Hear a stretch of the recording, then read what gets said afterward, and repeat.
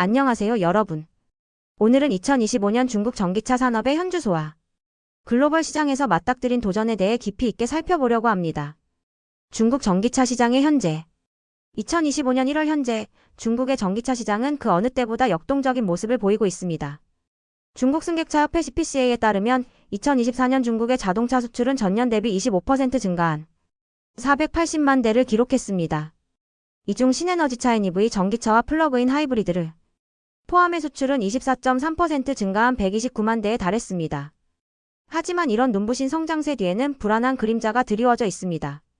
CPCA는 2025년 중국의 자동차 수출 증가율이 10%로 둔화될 것으로 전망하고 있으며 특히 전기차 수출은 제로 성장을 기록할 것으로 예상하고 있습니다.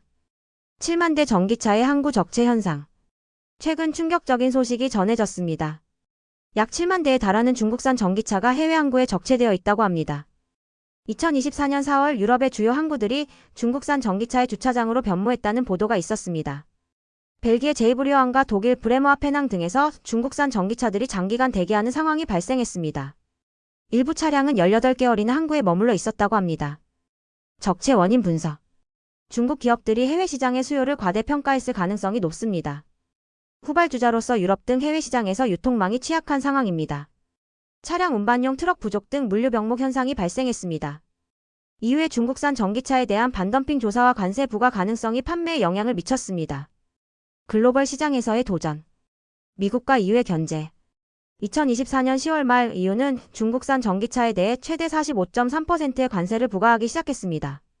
이는 중국 정부의 보조금 정책이 불공정 경쟁을 야기한다는 판단에 따른 것입니다.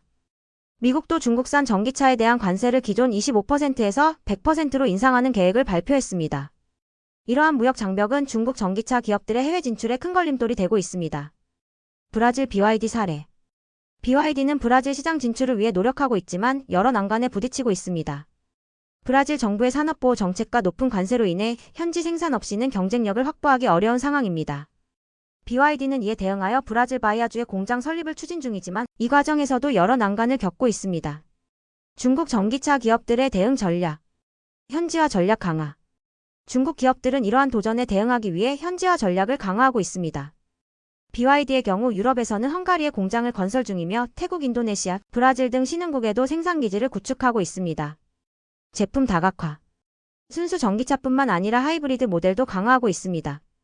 특히 이후에 관세 부과 이후 하이브리드 차량의 수출 비중이 증가하고 있습니다. 2024년 3분기 기준 중국의 EU 자동차 수출 중 하이브리드 차량의 비중이 18%로 증가했습니다. 2025년 중국 전기차 시장 전망. 판매 목표와 시장 점유율. 국제에너지기구 IEA는 2025년 중국의 전기차 판매 비중이 50%를 넘어설 것으로 전망하고 있습니다.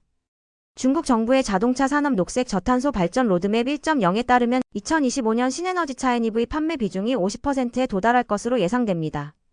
이는 당초 2035년 목표였던 50% 판매 비중을 10년 앞당긴 것입니다. 수출 전망.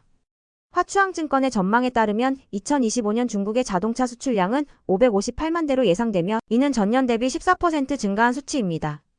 그러나 이는 2024년 29%, 2023년 58%의 성장률과 비교하면 둔화된 수치입니다. 기술 혁신. 2025년에는 중국 기업들이 고체 전해질 배터리를 탑재한 모델을 출시할 것으로 예상됩니다. 이는 전기차의 주행거리와 안전성을 크게 향상시킬 수 있는 혁신적인 기술입니다. 중국 전기차 산업의 과제. 과잉 생산 문제. 중국 국내 전기차 시장은 과열 양상을 보이고 있습니다. 200개 이상의 전기차 제조업체들이 치열한 경쟁을 벌이고 있으며 이로 인해 심각한 과잉 공급 문제가 발생하고 있습니다. 가격 경쟁의 심화. 과잉 공급은 필연적으로 가격 경쟁으로 이어집니다. 2022년 10월 테슬라가 중국 시장에서 마덜 3와 마덜 Y의 가격을 최대 9% 인하한 이후 중국 전기차 시장의 가격 전쟁은 더욱 치열해졌습니다. 정부 보조금의 변화. 중국 정부는 전기차 산업 육성을 위해 오랫동안 보조금 정책을 실시해왔습니다. 하지만 최근 이 정책에 변화가 생기고 있습니다.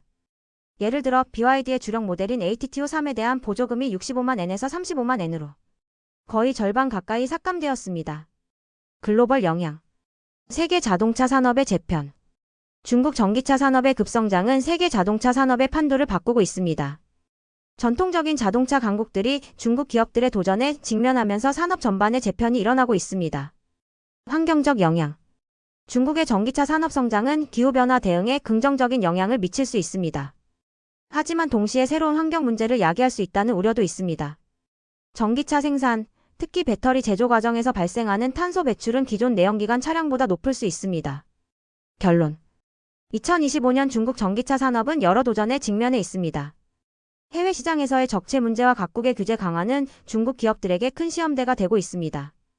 그러나 이러한 위기를 어떻게 극복하느냐에 따라 중국 전기차 산업의 미래가 결정될 것입니다.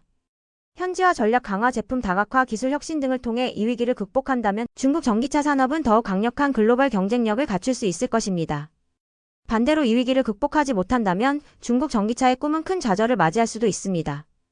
앞으로 중국 전기차 기업들이 이러한 도전들을 어떻게 극복해 나갈지, 그리고 그 과정에서 세계 자동차 산업이 어떻게 재편될지 주목해야 할 것입니다. 중국 전기차의 미래는 여전히 불확실하지만 그 영향력은 계속해서 전 세계적으로 중요한 의미를 가질 것입니다.